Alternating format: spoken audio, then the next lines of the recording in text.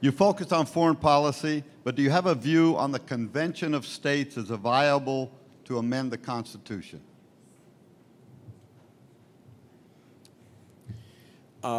Well, I mean, in theory, yes, but when you get them all together, as we know, we don't know what's going to happen. So states are like individual voters, and so I know things are bad, but I can imagine they could be a lot worse. And so what protects us is the Constitution that we've had we're in our 3rd century. So I don't want to do that yet.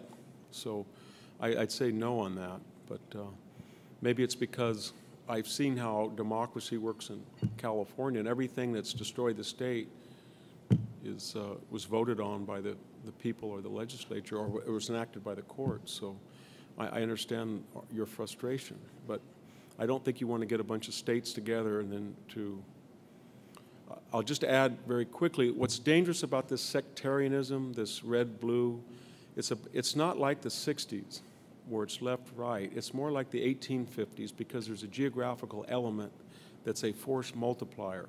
It's not just that when I go back to California, the way people talk and eat and the way that their lifestyles are, the hipsters, what's the streets of San Francisco. It's not just that they're different than Michigan or Ohio, but they're the same as the coast and the West and East Coast. And so we're creating two cultures that are not just culturally, but they're geographically distinct. And that's what we did in the Civil War.